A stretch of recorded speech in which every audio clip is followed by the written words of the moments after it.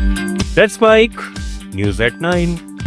ये है let's mic Morton radio और आप सुन रहे हैं न्यूज 89 समाचारों के साथ मैं महेश सिंह। एप्पल के सीईओ टिम कुक ने कहा है कि कंपनी ने जून तिमाही में भारत समेत हर भौगोलिक क्षेत्र में रिकॉर्ड राजस्व दर्ज किया है। वैश्विक स्तर पर एप्पल का राजस्व 109 अरब 40 करोड़ डॉलर रहा, जो सालाना 16% से अधिक है। मैक की बिक्री 10 अरब 40 करोड़ डॉलर पहुंची, जो 29% बढ़ी और जून तिमाही का नया रिकॉर्ड है।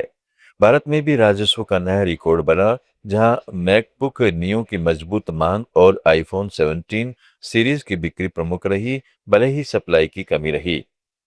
जापान के टोक्यो मरीन ग्रुप ने चेन्नई में अन्ना सलाई एलिवेटेड कॉरिडोर प्रोजेक्ट को इनोवेटिव एंड फ्यूचरिस्टिक डिजाइन के लिए जापान इंटरनेशनल अवार्ड से नवाजा है।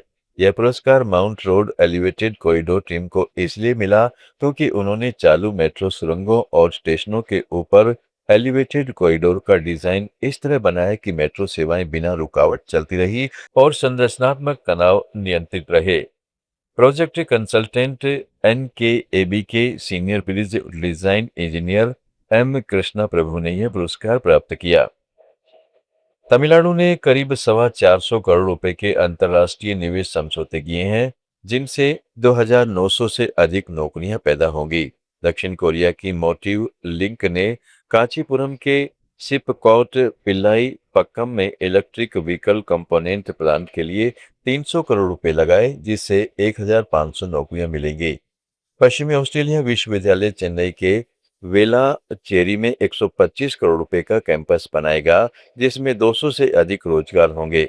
जर्मनी की नॉर्डेक्स आर एंड डी सेंटर से करीब 1,000 और स्विस बीमा कंपनी सब के ग्लोबल कैपेबिलिटी सेंटर से 220 नौकरियां आने वाली हैं।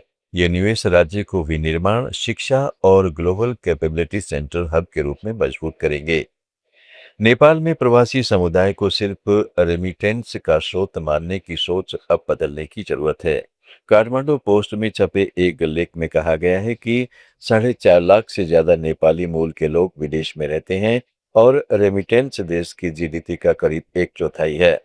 लेखक का सुझाव है कि ट्रैक टू डिप्लोमेसी के जरिए प्रवासियों को विदेश नीति का औजार बनाया जाए। भारत और आयरलैंड के अनुभवों से सीखकर विदेश मंत्रालय के अंदर छोटा और जवाबदेह तंत्र खड़ा किया जाए। भारत सरकार के अनुदान से श्रीलंका में चल रहे मॉडल विलेज हाउसिंग प्रोजेक्ट में महत्वपूर्ण प्रगति हुई है। केगल्ले के नंदागामा और कलुटारा के जाना अरुणा गामा में कम आय वाले 48 परिवारों को स्थायी घर सौंपे गए।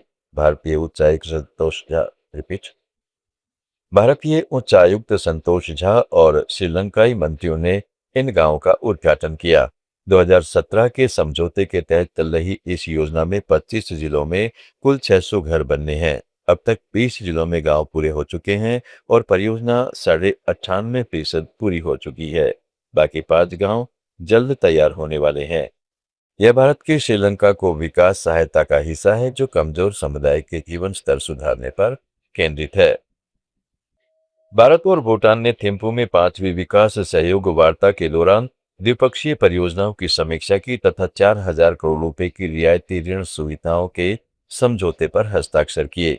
विदेश सचिव विक्रम मिस्री और भूटान के विदेश सचिव दासो पेमा लेक्टुप दोरजी की सह अध्यक्षता में हुई इस बैठक में भूटान की 13वीं पंचवर्षीय योजना की परियोजनाओं पर चर्चा हुई।